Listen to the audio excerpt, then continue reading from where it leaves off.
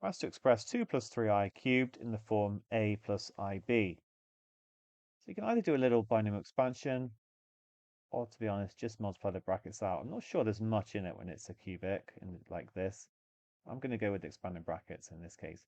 So I'll get 4, this is for the squared, 4 plus 6i plus 6i, so 12i, plus 3i squared, which becomes minus 9, so minus 5 plus 12i.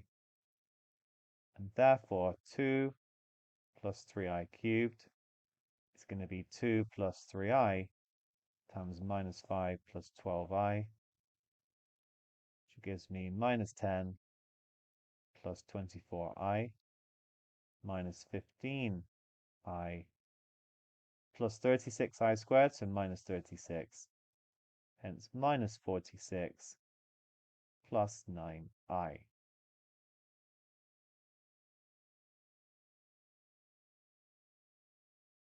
Then asked to hence verify that 2 plus 3i is a root of this equation. So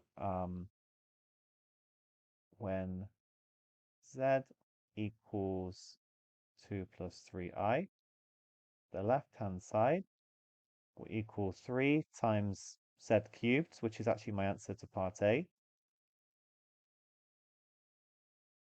minus 8 times it squared, which is that minus 5 plus 12i.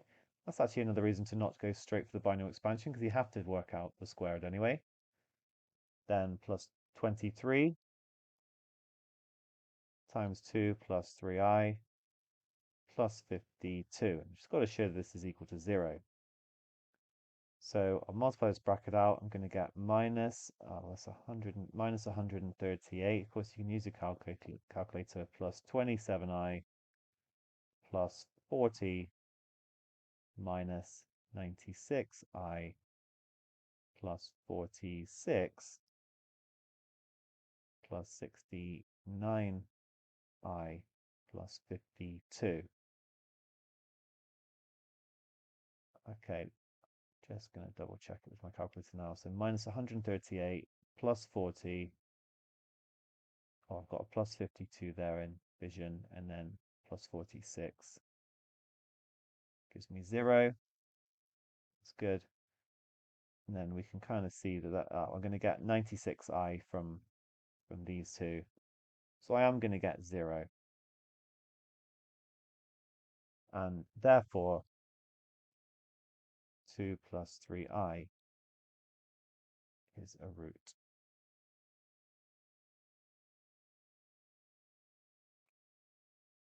Finally, we're asked to express the cubic as a product of a linear factor and a quadratic factor with real coefficients. Now, it's the same cubic we had before, so we know that 2 plus 3i is a root.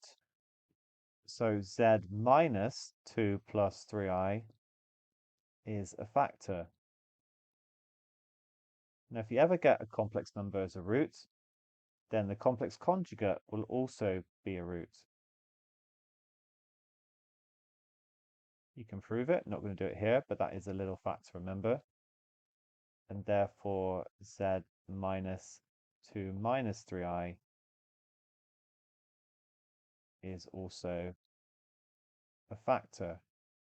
We can times these two together to give us our quadratic factor.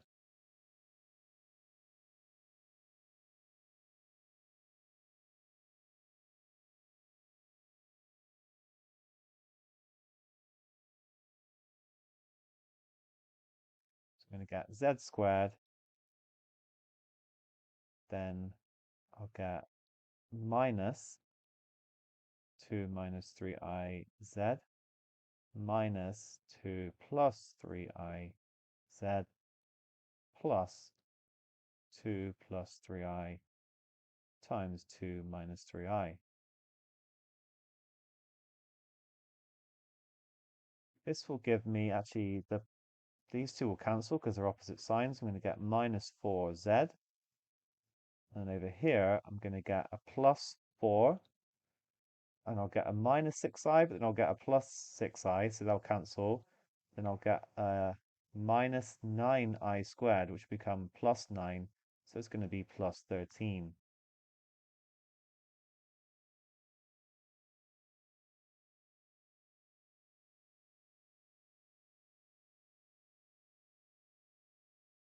Okay, and now we've got um, two options. You can either do polynomial division, or you can just kind of, so therefore, you can figure it out without, to be honest,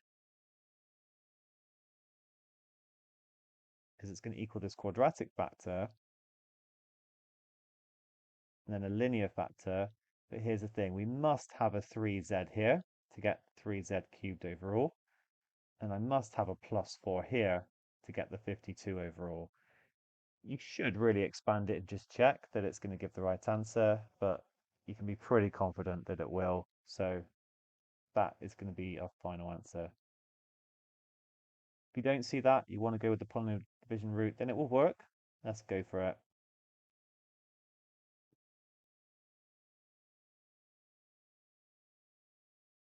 It's just, if you can sort of see that, it's just going to save you precious seconds.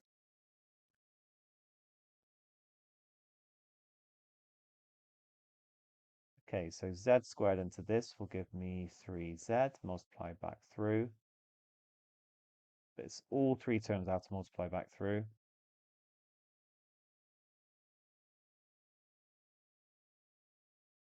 Then subtract.